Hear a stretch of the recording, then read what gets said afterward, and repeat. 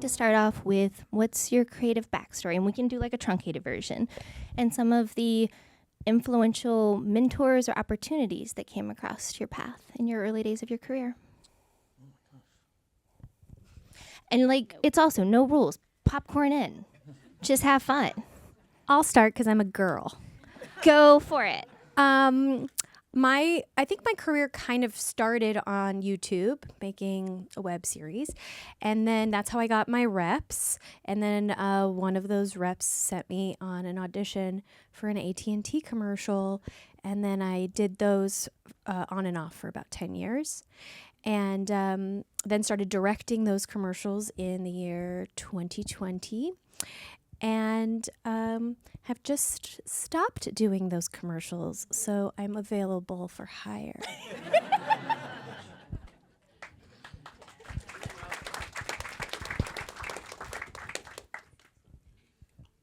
Okay. Well, originally from Chicago. My father is an actor with the same name. I grew up in the theater, front row, and I eventually moved to Los Angeles. I had a relative that lived in Northern California, and I asked my uncle, you always self-doubt, and said, Uncle Hubie, do you think I got what it takes? And Uncle Hubie had some tough love, and he says, I don't know, do you? So I got mad and moved to Los Angeles. And eventually I found my way to theater, and I was accepted to the Actors Studio after a couple of years of auditioning, and eventually got with the Osbrink Agency, and one audition led to another, and here I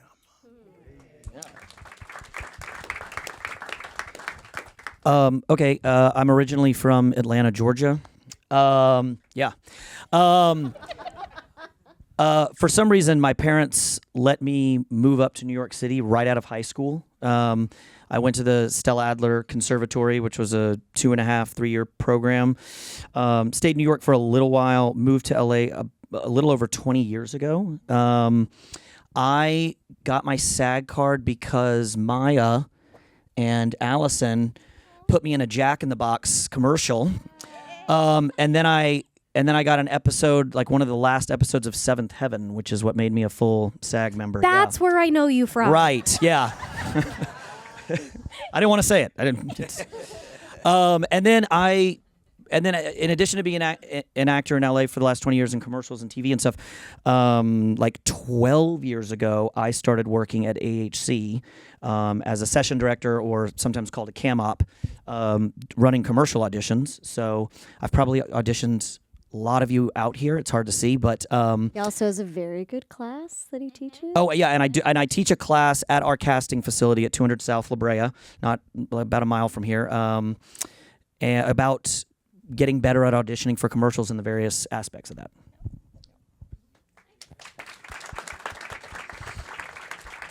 I started acting in probably 2000-ish in New York, and I moved out here in 2005 because there's more opportunities for theatrical stuff, and I've been doing it ever since. We could have run into each other. Probably we were there at the same time. When did you leave New York? 05, I was there 01. Oh my God, we passed each other on the street for sure. Okay. I'm sure we went out for many of the same roles. No doubt. I thought I wanted to act and then realized very quickly that I do not want to act. And I started working with Allison Horn after assisting a bunch of different casting directors. Came on board with Allie full-time in 2010. We've been partners ever since. It's myself, Allie, and we have a third casting director in our office, Lindsay. We do a ton of commercials. I also have a separate photography business that I do as well that I've done since I started casting. And yeah, that's it. Yeah. Great headshots. Thank you. Look it up. Thanks, John.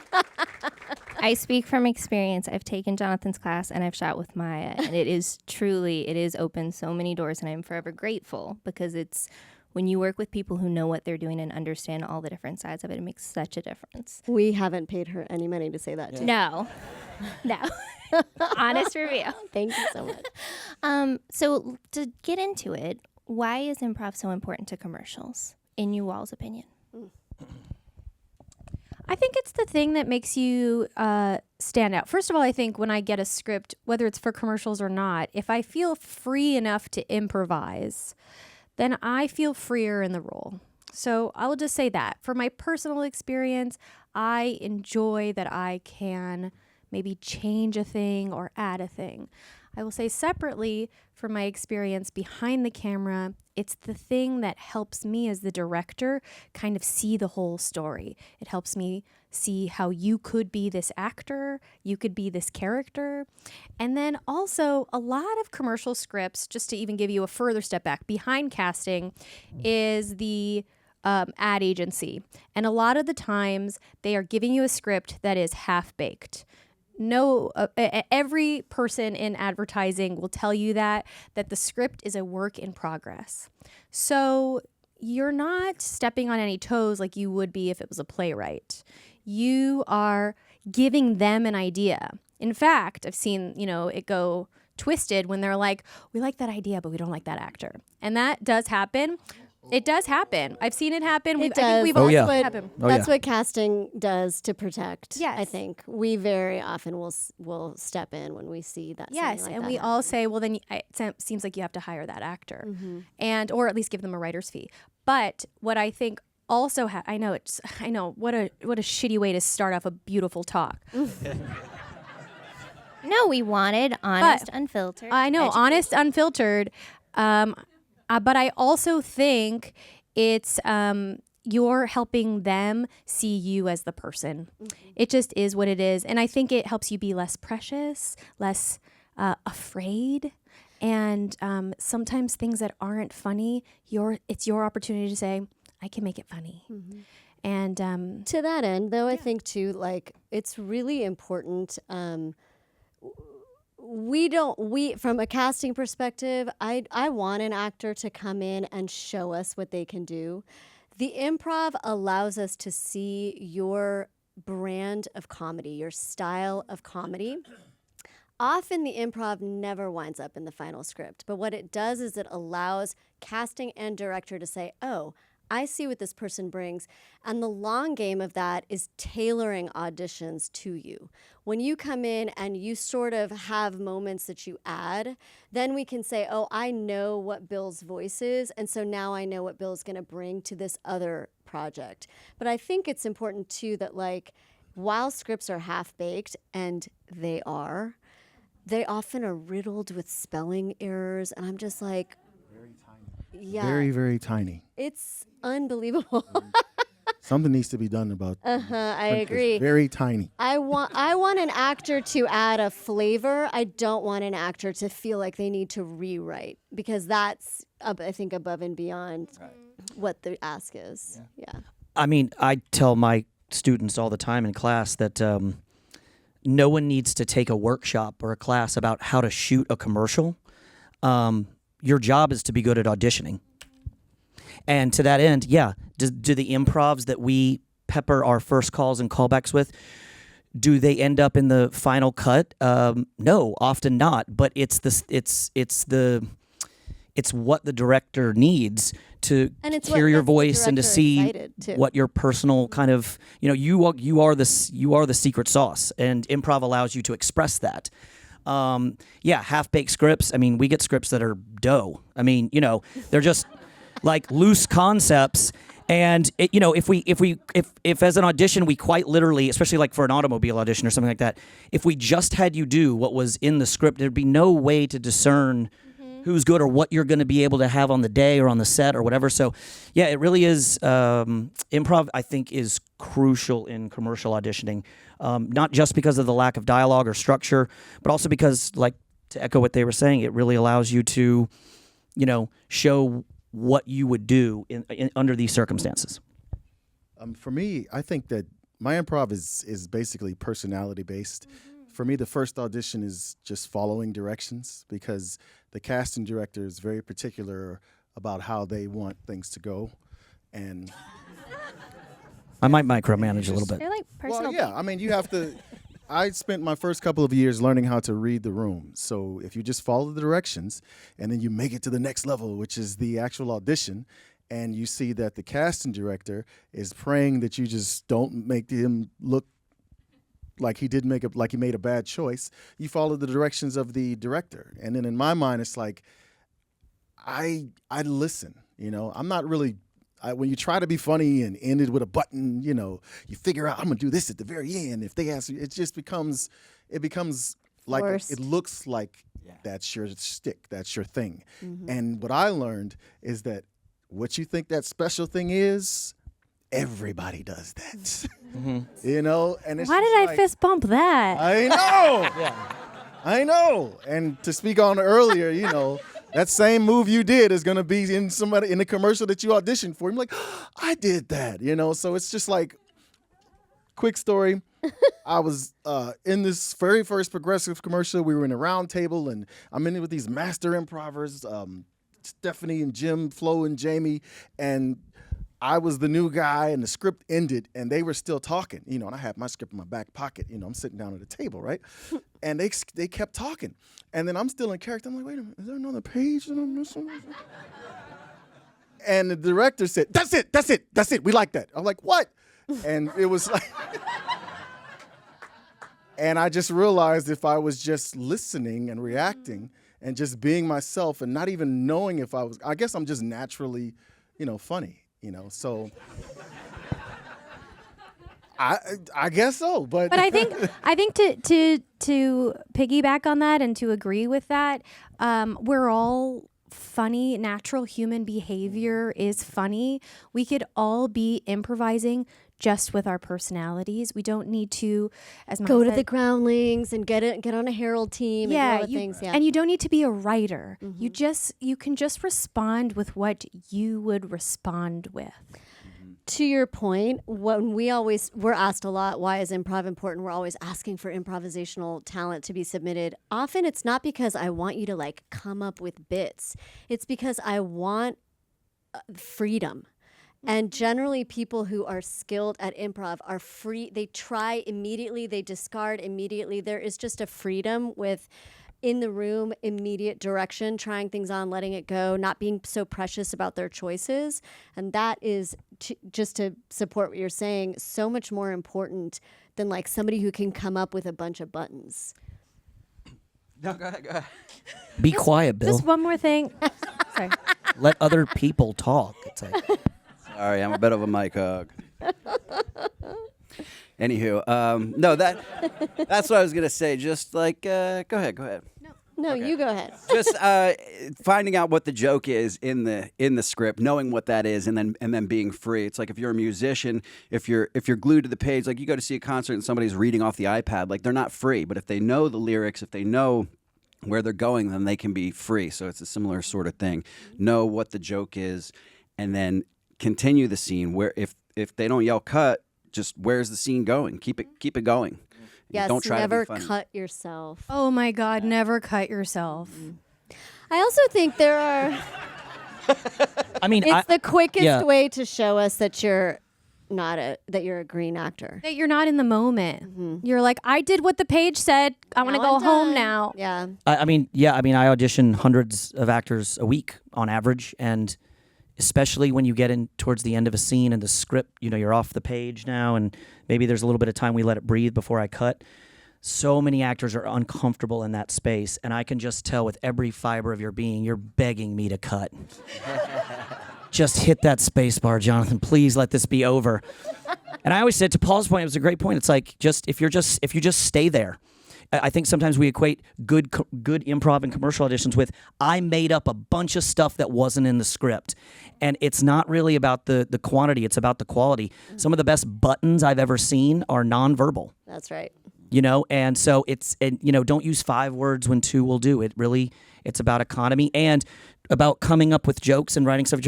To Bill's point, know what the joke is, know what the thing that's happening in the scene is, and whatever you're going to add, make sure it's in service of that. That it's not some sort of separate kind of joke that has kind of Just nothing to feels do with wacky. what's just happened. It's Yeah, just exactly. like a wacky choice. That Exactly. It's got to be in service of. I always call them, improv for the stage is like Groundlings and Herald teams and UCB. Improv and commercial auditioning is improv enhancements. You're enhancing what the ad agency came up with. You're breathing life into black words on white paper. And that's why I say it's really just an extension of you, is because commercials, especially these days, are really asking you to be as grounded as possible, where, if you're doing short form improv, it's not necessarily that. So they are different skills. One more thing I will say, just in terms of like knowing the scene, if it's 30 seconds and it's not a monologue, I think you should be off book. Not just because like it's usually like 2 or 3 lines. Are we going to disagree on this? No. Only because you're not, usually casting directors will have the lines up on a page, and it just takes, like when you're watching SNL and you can tell that somebody's like not really, it's so much, it just flows. It allows you to improvise when the lines are in your body. It just feels, it's just a better audition. You leave the audition feeling good about what you did. I also think like, I'm never gonna say to somebody, you should have this memorized, but I will say the more you know this, the more fun it's going to be for you. And to that end, there is something about the care a performer takes when auditioning for commercials. When I see that they've really thought about it, where they've really spent time with it. So many people treat commercials like it's a one-off, or this. There's a board in the room. Say that again? There's a board in the room. Yeah, there's a board in the room. I'm just gonna wing it, or there's like a flippancy, if that's a word, in auditioning for them, and I find that to be really a fascinating position for a performer to take. It's like it means something when you take care to know what you're doing. Oh, this is what I was going to say before Bill rudely interrupted me. If you got a first audition, the casting director brought you in. If you got a callback, the director or the ad agency brought you back. A lot of people don't know that. Sometimes the casting director will say, hey, actually, that first audition didn't really show what they can do. I think you should bring them back to give them another chance or to work with them. Hopefully you have a great director who actually like wants to see what you got and isn't exhausted and hasn't been beat down. And they really like are there to give you a direction that will make you better or closer to what they know the ad agency is looking for. But if you have a callback, know that, and even if you have an audition, just for your own mental well-being, know that everybody wants you to succeed. Everybody wants you to be the person. Mm-hmm. Yeah, I mean, so I get approached by actors all the time, like out in the world on the weekends and stuff like that. To her point, and be like, on the street and hey man, like, you guys, what happened with Adidas? I thought I killed it in there. And I was like, it's not me. I don't decide who gets called back. Neither does Maya or Allison or Ross or whoever. It's like, yeah, but I was really upset because I thought I did a good job in the Adidas spot. Yeah, I'm sure you did too. Yeah, I also watch them pick the wrong people all the time. I do want to add too. You should tell us, by the way. I'll be like, you're picking the wrong people. Yes. I do sloppy see people, seconds. all the directors that we have that relationship with, and we should be like, this is the person, you're picking the wrong people. But, there's more people that are weighing in on stuff. But there are also plenty of commercials that do not want you to improvise, and you'll know it. They'll tell you, don't improvise. We have a director that literally will be like, hey, I sent updated scripts for the callbacks, and there'll be like a comma removed. That person does not... is a monster. Yeah. He does not want... He loves the script he wrote. He doesn't want it to change, and he's already thought about what this should look, so you're really just there to listen to casting to say, this is how we want it delivered. So you should err on the side of improvisation. You can always ask... And I think if you're self-taping, which is an unfortunate part of this business now, yeah. We're going to get to that. Yeah, I'm sure. You should include a button if it's there, or include an improvised moment if one allows.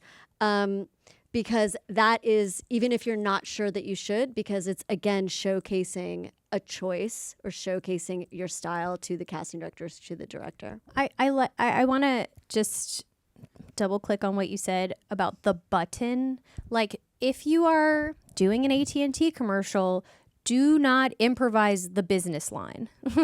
Do not improvise the line about unlimited talk and text. That is 30...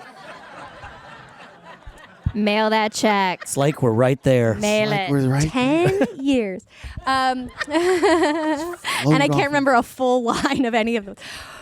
But, lawyers, this is for real. Many, many lawyers have looked at that exact line. Whether you say it's a phone or a smartphone, whether you say it's gas or like anything you say that has the business line in it that is about the product, do not change that. Maya said button, and I think that's the best and probably safe bet only place you should improvise, which is at the end. You button the scene with some improv. Or you start it with a little moment. Yeah, like with if it something that feels good, natural. a lived-in moment before. I think just treating commercial auditions like you would a theatrical audition. So you go to acting class, like, what's the moment Thank you. before? What's happening there? What's the moment after? And play the whole thing through. It'll likely pay you better. Than a theatrical, yeah. Yeah. Yeah. Yeah. Yeah. Yes. Because Yeah. Not Because only it do is you get acting. paid Yeah, better it is to work on than working on a theatrical, most of the time you're going to get seen by directors that you could never get in front of theatrically. I am talking Fincher. I am talking major Oscar winner directors who do, David O. Russell does KFC, huge directors do. We had a big one in 2024. We had Chloe Zhao. We had Alexander Payne. who did a Walmart campaign with us. Because the industry is hurting. It's not even that to me, because yes, it is, but also directors love commercials because they are a short time commitment, they are a high day rate, and they are anonymous. So how would you know that Alexander Payne is doing a Walmart campaign for a week? You don't. He just cashed that check. And you would get seen by a director commercially that it would be very, very challenging to get in front of theatrically. I once did a commercial that was directed by Philip Seymour Hoffman. No, you did not. Yes, I did. It was cast out of 200 South, and they didn't tell me who the director was, and I wasn't expecting any. I expected it to be a commercial callback. And he jumped off, which no directors do this. He jumped off the couch and got up and shook my hand. Was like, "Hey, I'm Phil," and I was like, "Oh my god," Yeah. And it was a Fifth Third Bank commercial.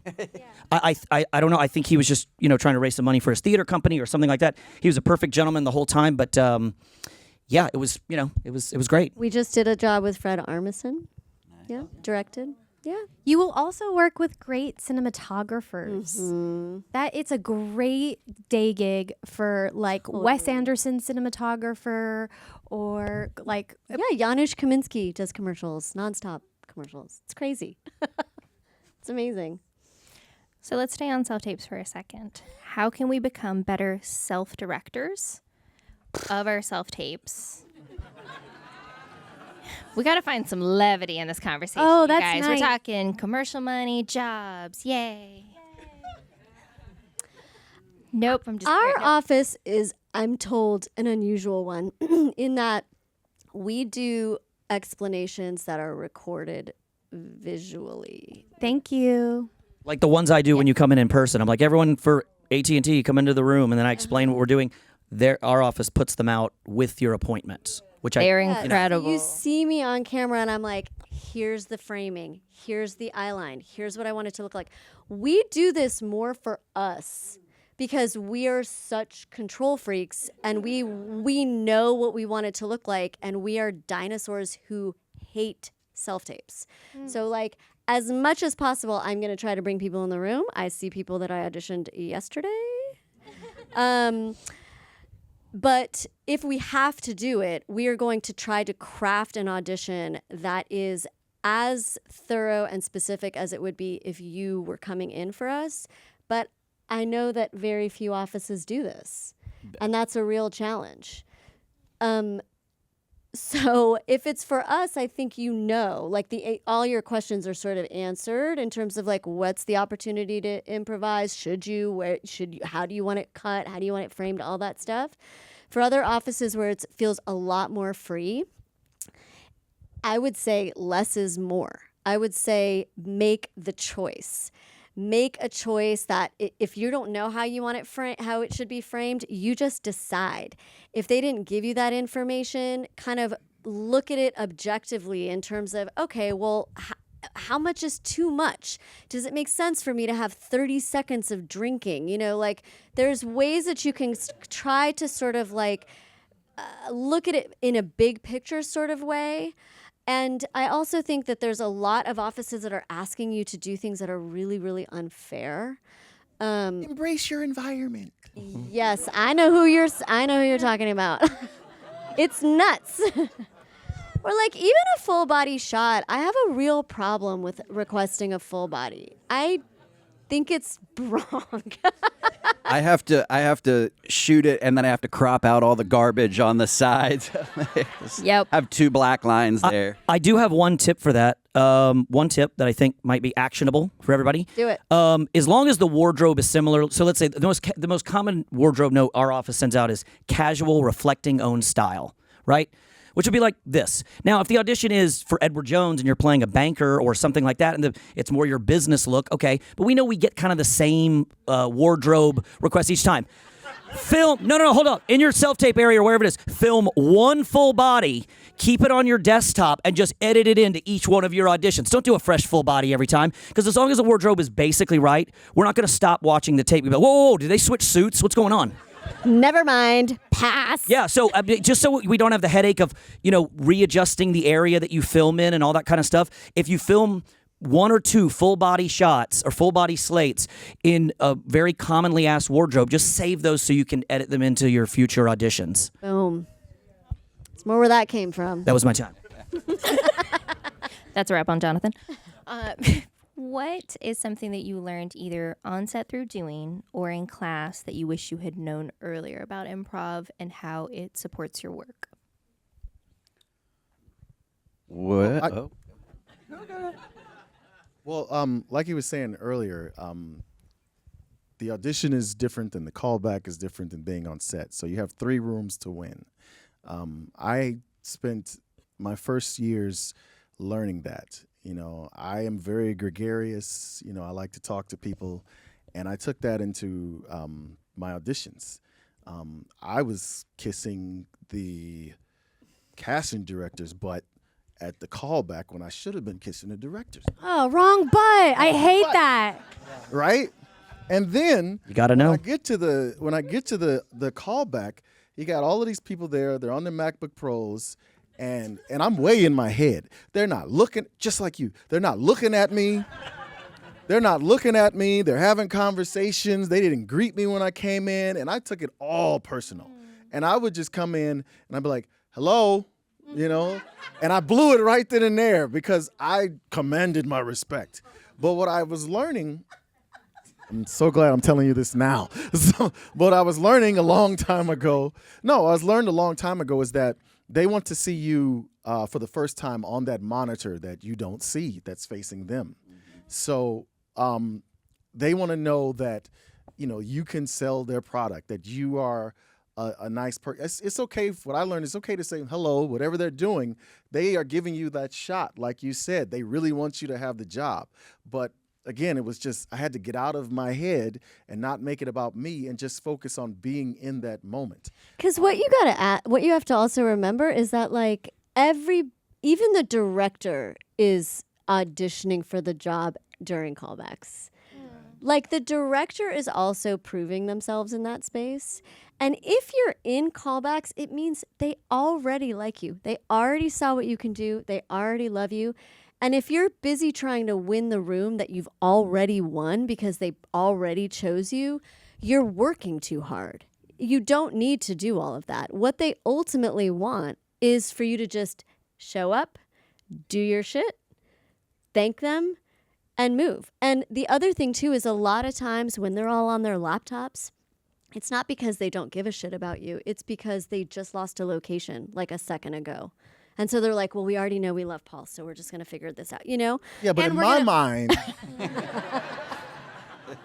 he was rude. And to that know point, what? It is rude. It It's is just rude. not personal. And they are rude. And it has nothing to do with you. That's right. They are stressed. They are rewriting a script. They're working on another commercial that shoots in 2 weeks. It has nothing to do with you. And you know what?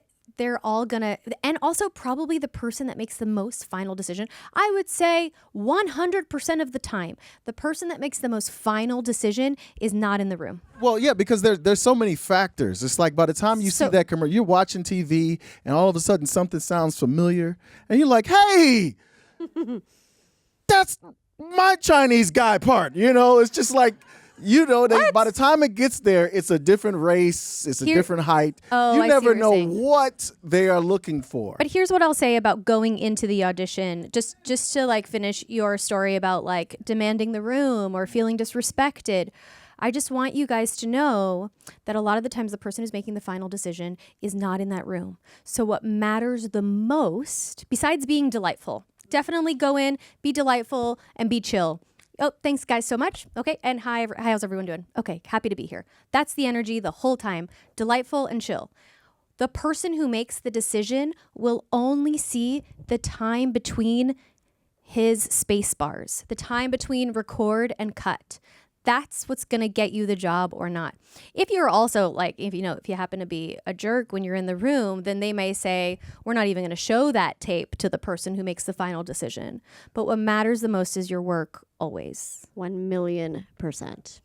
And they brought you in to the initial audition or the callback because they think you're right for it, and they want to get the job cast quickly. Like she's on your side. The sooner they get it cast, the sooner they can move on to the next or go home or do whatever else they want to do. So Wine. And I promise you, for as little as they paid attention when you were actually auditioning, they were on their phones, computers, whatever, eating, they lost locate, whatever. When it's time to come to make decisions, whether the final person's in that room when you all go home and I'm still there at like 7 o'clock at night, everybody who needs to make decisions is glued to that monitor. And rewatching the tape. So nothing you did is a waste. Totally. The camera's a magical machine, and it will not forget any little piece of specificity you gave your audition. It's all captured right there for them to enjoy either while you're doing it or later. Yeah, I think it's just about it's just about the love of auditioning, of acting, because That's so nice. because when you're well, I mean, when you're doing it, I used to concentrate on getting it right and feeling like I just killed it, and it was just like you get auditions where all they want you to do is, move your eye and do like this, and it's just like, this is a waste of time. You got 15 guys out there that look just like me, right? You got a whole nother race coming in later, Why am I here? And then you leave, and then you go home, and you forget about it, and then a day later, you're on a veil. And then the veil turns to booking. And it's like, it's so arbitrary, but just concentrate on the love of your craft, because that's supposedly why we do it. And when I started doing that, that's when I started booking. I have a story that Love backs that up. advice. I was assisting one of my very first kind of commercial callbacks where I was in the room. To your point, Paul, it was a pizza commercial, and Go ahead. was it you? No. Same sort of idea. It was dads, and they're walking into like a pizza place, and they're looking around at the buffet, and they just have to like look and sort of have eyes light up. That's the spot, right? Over and over and over again. Guys did it. They were great. One guy comes in, looks. Every time he landed on a pizza, he just went, yeah. And then another one, yeah. That was his improv. At the end, when everybody is glued to the monitor and looking at takes and figure, we really like this guy, let's review. Everybody was like, that's the only one. We're obsessed with him. We have to have him. He's the one. That's all he did, is he made this tiny, tiny, tiny specific choice. He didn't say anything else. It was just a, yeah. Well, see, here's That's what I want. sometimes all it takes. I want to, but Did see, we that's answer your but see, this question? is the information that we don't have. Like, that guy didn't know. That's that why it you was- come to these events. Right, yeah, but I guess, but it's like you never get to hear the inside. Like, if I ran into her or you on the street or in the office, it's a privilege to ask these questions because they're nice enough to tell you, I mean, it's like you always want to know why not, you know what I mean? If if we had more opportunities like this to get that kind of knowledge, then You we can get out ask of our that heads. question anytime. Well, now you tell me. But we can get out of our heads and learn more about it so we can go in a room more confidently. Okay. I will also say there was a time where I was casting a commercial where it was like we look into different shops and every shop owner goes. And we were casting this for days because there was a lot of different shops. And I was like, do we really need to hold auditions? Can't we just cast people based on what looks we want from their headshots? Can't anybody do this?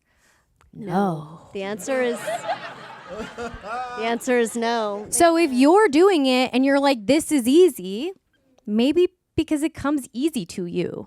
But some people don't got it in that, some people can't do this, but they can do this. I don't know. Like it does seem silly, but your day rate is the same regardless of what you're doing. That's true. What are some of the easily fixable and avoidable mistakes you frequently see in auditions and self-tapes? Not listening. Listen. What do you mean by that? I'm like, Get up on that soapbox. It's bewildering how many people don't listen. It's like number one thing to do. If you are a reaction shot in a commercial and all you need to do is listen, just like really listen.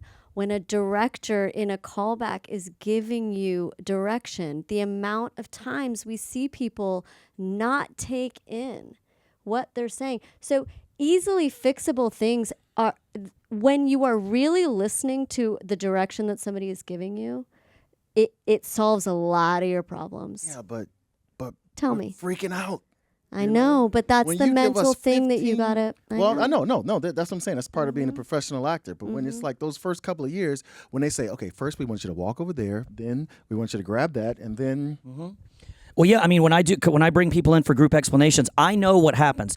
You're not trying to not listen to me, but especially if there's a spot in the audition where I've said you can improvise, the second, because I used to do this too, before I did my job behind the camera when I was just acting, here's what I would do. I'd be listening to the cam op, explain the auditions, where to come in, where to exit, what to pick up, when to improvise. The second I found out I was able to improvise, my head goes, what am I going to say there? I'm like, oh, I could say something like, what? Wait a sec. Or something like that. And the person explaining what to do in the audition, my voice becomes like, in your head. It's not because you're trying to not listen to me. Similarly, in callbacks, I see directors want you to be the right person so far, but I think sometimes we just get so nervous that the directors will say, hey, could you do it more like this? Could you do it more like this? And you're just like, and your head's like, beep. And you're just like, So really staying in your own body and really listening to explanations, whether they're sent to you via tape or they're written out instructions, read it 5 times if you have to, or I bring you into the room and I'm explaining, just go into absolute download mode. Because the more of the information you observed, the better it is. And I always say, you don't want to waste your time in the room getting correction and not direction. Correction is like, hey, Paul, buddy, remember I said give your wife a second to have a moment with the kids. You enter a little bit later. Okay, that's a cut. Now I've only got 4 minutes with you. So now that was a correction. As opposed to, that was a great take. Now let's just have fun with the next one and let's see what you do with it and how can we make it different. Those are directions. So listening to double down on what everyone's saying really is, it's the superpower. I also think too, like, it's okay to ask questions. I want to be clear. It's okay for you to say, hey, I'm so sorry, I missed that one part, or can you repeat that? No one's going to get upset about that. I might get a little bit upset. Yeah. It depends on what time it is. It depends on what time it is. it's a skill, and what helped me in the beginning is showing up way earlier than I'm supposed to be there, because then you get the explanation before your group gets explained. They taught us to sign in. Don't sign in when you're supposed to be there, so you can get that time to kind of relax, find out what's going on, get out of your head, and learn what they tell everybody when they come out. When they come out and say, okay, everybody's doing this, a lot of guys are doing this and women are doing that, don't do that. And then it's just like, oh my God. You would have never known that if you'd have just parked your car and ran there and then just ran on in. You know what I mean? It's like the preparation is just important as the audition. Yeah. What you got, Bill? Advice. How can we fix our commercial auditions? I was going to say, if you get the script ahead of time, that is an opportunity, and assume that you are going to have to improv. So there's no harm in thinking ahead, like, hey, how would this scene continue, or what is the moment before, and what could I say to improve the scene? Work on that stuff ahead of time, so that when you are in the room, then you're listening to what Jonathan is saying. Because you've already thought about it. Because you've already thought of, here's 10 buttons I came up with, and then I've narrowed it down to 3. I'm already good on that. I'm not going to force it, but if I'm listening to my scene partner and then I can throw one of those in there, then I'm good to go. I'm ready to go. And then it becomes a collaboration. Yeah. I also will say one of the biggest mistakes I see with improv is people using we're often asking for like, hey, give me a second take, or you're in a callback and a director will say, do it again. Don't button the same moment. Don't use your improv again.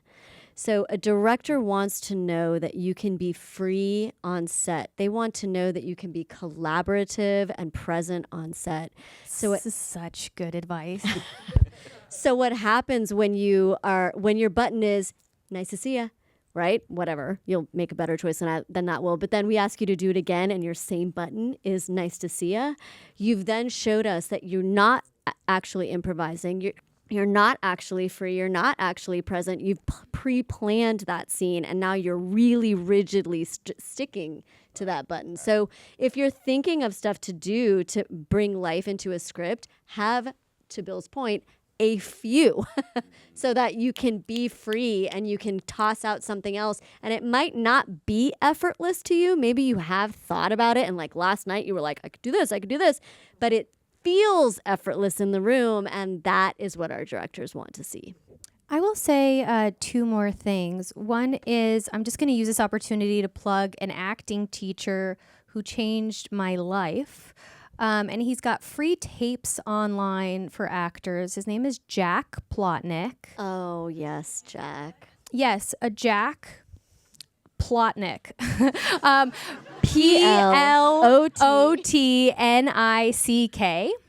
Like plot, like the story of a plot. Plotnick. Jack Plotnick. Say it one more time. Jack Plotnick. He's got free tapes online for actors, free book online for actors. And the thing that he addresses most, which I think is actually to your point, like when you're in that, you're like, yeah, I can't hear you. I'm fucking freaking out. His work is about getting that voice in your head that's like, you shouldn't have worn that, and they're all looking at you and you don't know the word. All of that voice, it's about quieting that voice. That's I think the most important job is it's really hard to improvise when you are watching yourself, when you're apologizing, when you're self-analyzing. So how do you turn that off is the biggest part of the work, in my opinion, to allow yourself to be free. The other thing I will say, so Jack Plotnick. The other thing I will say is we've said that like you audition in the, that you improvise in the audition, but you may not improvise on the day. So because the directors need to actually know that you can improvise if they've asked for that, or if you did it, yeah, definitely don't repeat this. I've never thought about that as like, but so obvious. Don't say the same improv twice. It's beautiful. Thank you. Thank you. Because it's just so true. It's such a clear tell of like, oh, you wrote that for yourself. So even if you do nothing, even if you go like whatever, just don't do the same thing twice. Mm-hmm. And I will say that a lot of the auditions I do are a lot of the commercials I do actually require improv. We do actually improvise on the day.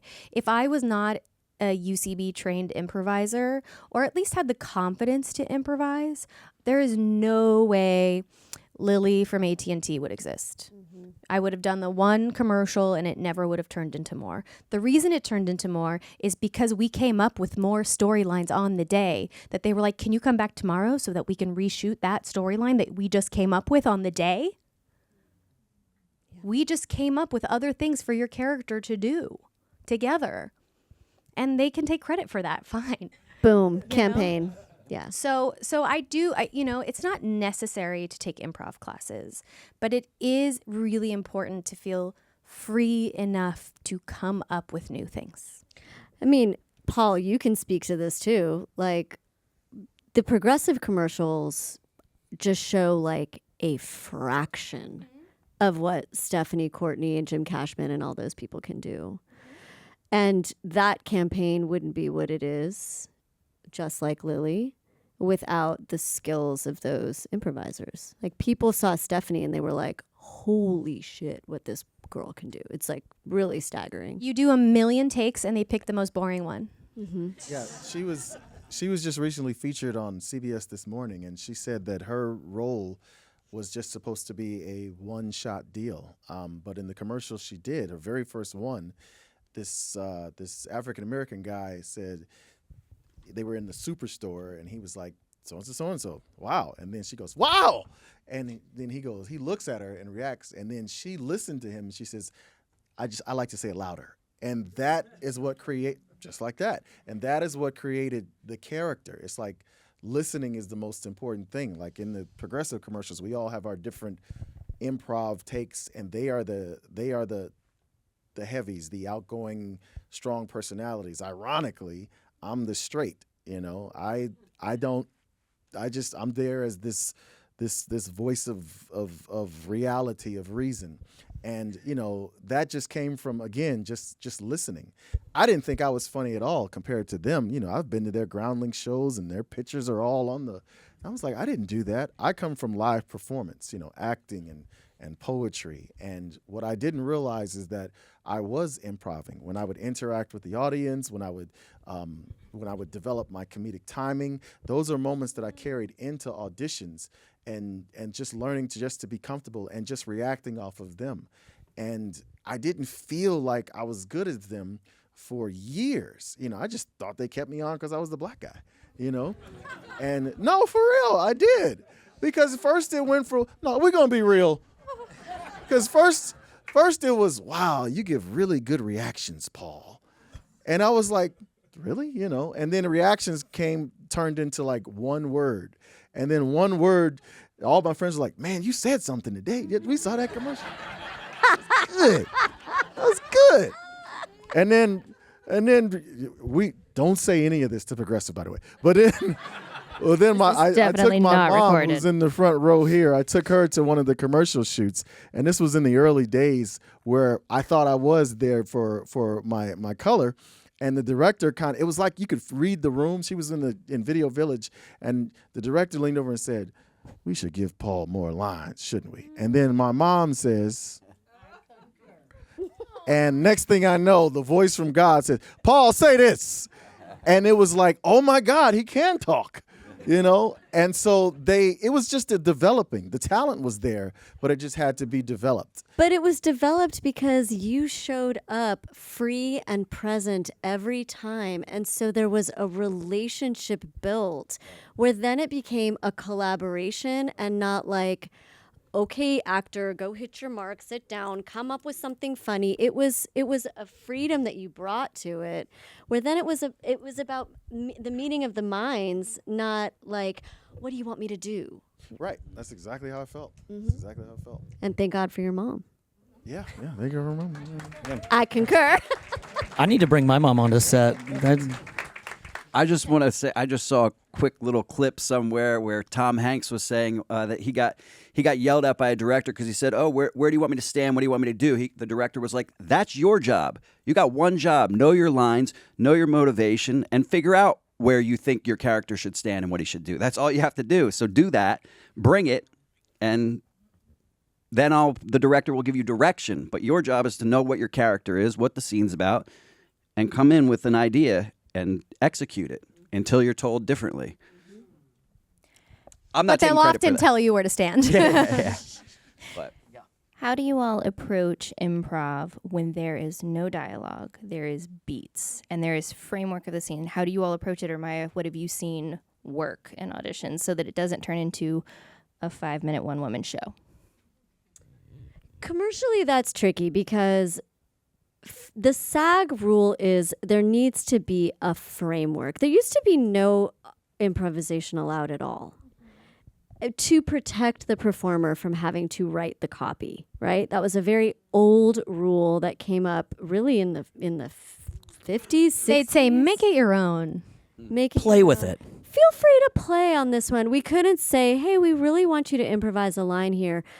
And actors like Milana, like Bill, like people who are really, really skilled at improv were like, but I want to show this skill. How do I show this skill? I don't want to have to like kind of mention that maybe you're allowed to show this skill. So the rule changed, but I think the change is a good one where like I actually can't go in and say, okay, so you're at the store, go, right? I have to say, you're at the store, you see bananas that are this price and you see organic bananas that are this price. I want you to be specific with your eye lines, and you can feel free to say this about this and that about that. So there has to be like a specific structure. Within that structure, once you know what the structure is, then you can feel a lot more freedom. It's like a little baby. They need to know what the boundary is in order to feel free. And so I don't know who's asking to be like, here's the scene, go. Because that's actually, I think, doing a disservice to the whole process, really. Yeah, they're not going to get what they want if they don't give you direction. They're not going to get what they want. Yeah.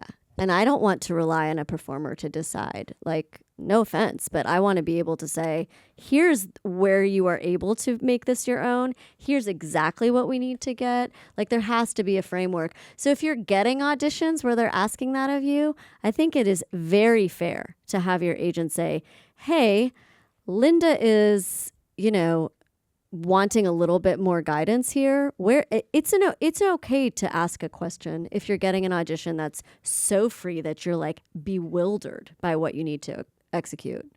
Yeah, I mean, I just shot something 2 weeks ago, and Okay, brag. not a big deal. Yeah, it's fine. Yeah, thank you. no but the big deal. audition was just like what you were talking about. It was a scenario, but it had no scripted dialogue. So what'd you do?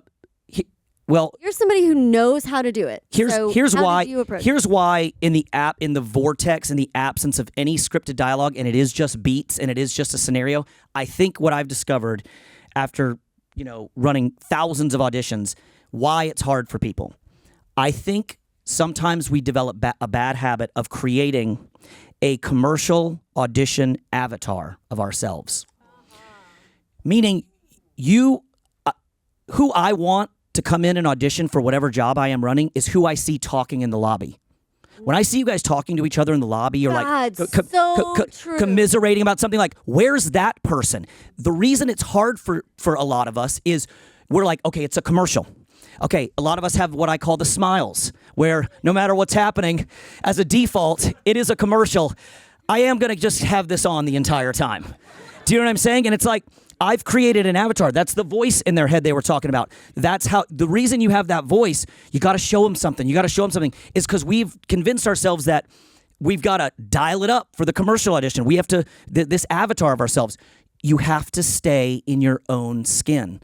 You got brought in by Maya or Allison or Ross or whoever in town because you've got the right look, you've got the right. If you get that very first audition, you're right for that commercial. They were given very specific instructions on what type of looks and people to bring in. So you don't need to ever think at a commercial audition, I'm not right for this. Well, a lot of people did in order for you to be in that room. So don't have this avatar. If you're in a situation where you're in the car with your boyfriend or girlfriend or spouse or whatever, and something happens in the car, well, what you really need to ask yourself is, there's a version of me that could be in this situation. And that's when the improv, in the absence of any scripted dialogue, becomes easier because, well, what would I say here? You would probably like roll your eyes. What would my sense of humor be? That's what we want. It's not like, okay, how can I write this thing? What would this character do? All this kind of stuff. It's like, we want you. And so I think that helps a lot. The other thing I think helps a lot that I tell my classes is, in the absence of any scripted dialogue, sometimes it's in the script for you. That's nice. Sometimes it's not in the script for you. But one thing that can really guide you and allow you to improvise seemingly forever is having one or two good points of view.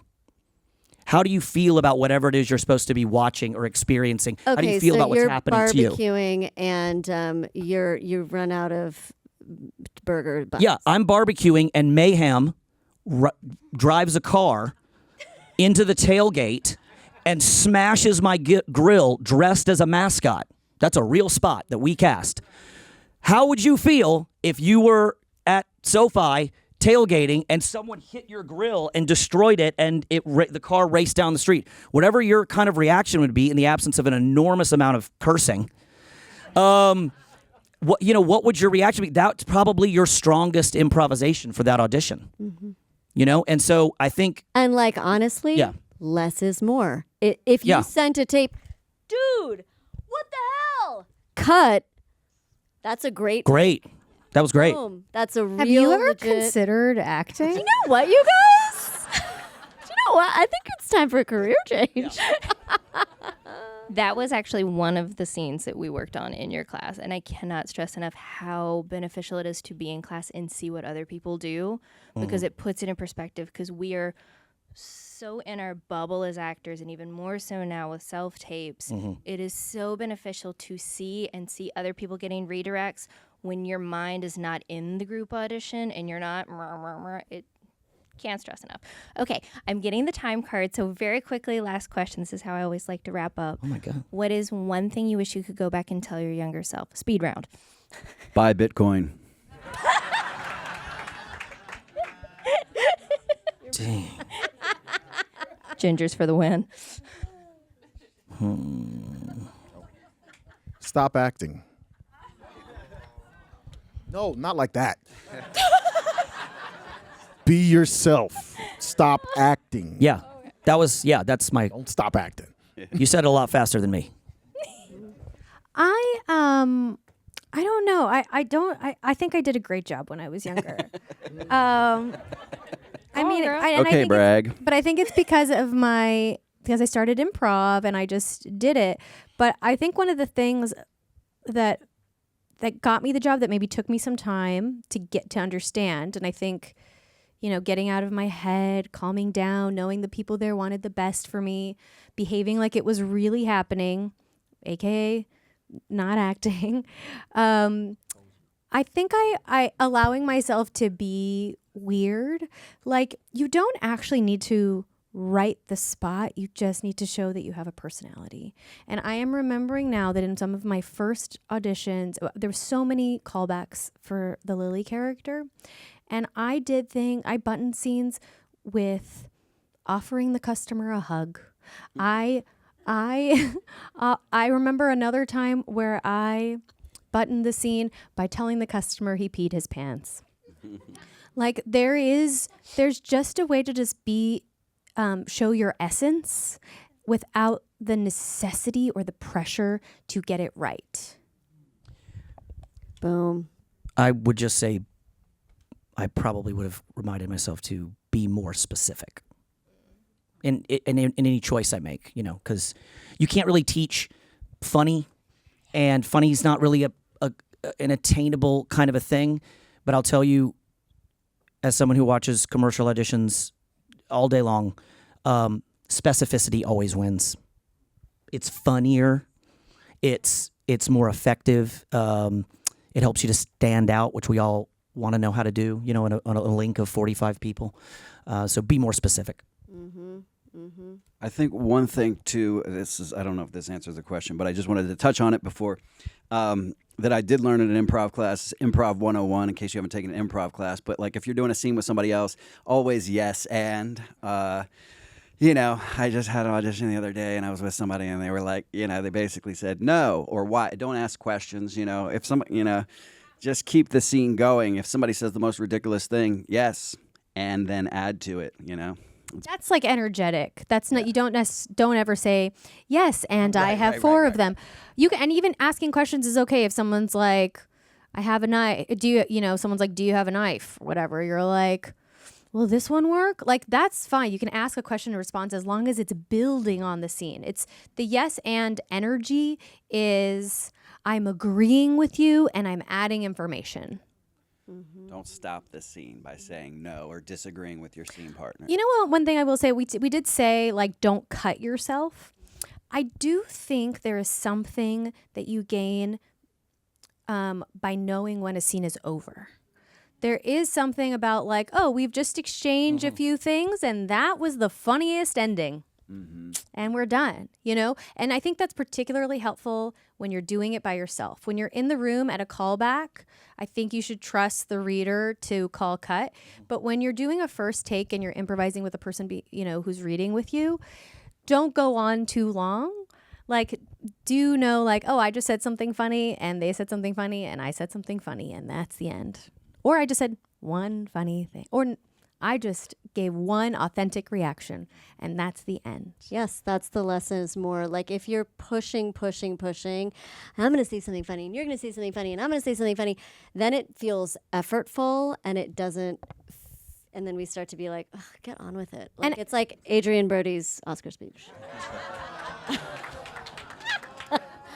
And one other thing about improv that I learned from UCB is it's not necessarily, and this is really tricky in an audition, but it does sometimes leave a bad taste in people's mouth, is if you want to be the funny one as opposed to being the honest one. So transparent. So actually, like, one of the things that we do in improv is try to make the other person look good, is you alley-oop them, is you set them up to slam it down. So you could say, I heard you're all out of buns, and they can say, I know, or like whatever their big reaction is. But it just shows that you are a good scene partner, which is really all we're ever looking for. We literally said today in our office about someone, so-and-so is so funny, but they just chew the fat. They suck up all the energy in the room. Was it me? It was Paul. I'm glad we can finally be honest, you guys. But there is so much of what you're saying, Milana, is so true. Like, when somebody's freaking out about the buns and all you say is, I can see you're having a really hard time right now. Like, that's not me trying to one up how funny I am now. It's then servicing this greater thing that's more important than my ego or your ego, which is so unbelievably clear when we are watching it. I cannot tell you.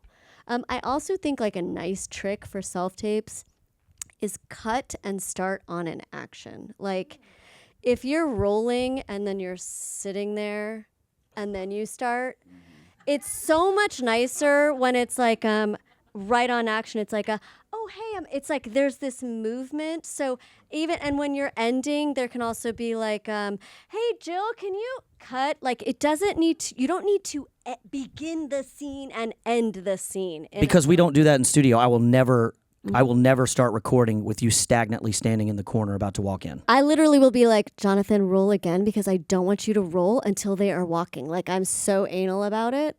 The other thing that I will say as far as self-tapes, if you ever get one from our office, the amount of times that I say, this is a huge pet peeve of mine, I will say, when you are slating, I just want your first and last name. I don't want anything else. I don't want your height. I don't want where you're from. You are auditioning for a commercial. I don't want you to tell me where you're from. If I do want you to tell me where you're from, I will say so.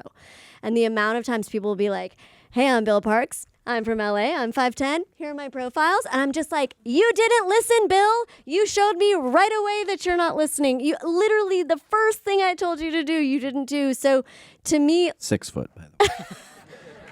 5'10". Let's be real. No. So I think, like, all those little tricks to self-tapes, less is more. Be strategic about editing. Be strategic about buttons. Know that a good improv is often unspoken. A good improv is often just a subtle little reaction or whatever. And in service of the scene and not trying to come up with bits is going to help you. Yeah. If you think it, we'll see it. If you think it, the camera will come and get it. If you build it, they will. If you're thinking, like, I wonder how this audition's going, I'll also see that. But if you're thinking, like, I don't like that my girl just got destroyed, that's all. The camera will grab it for you.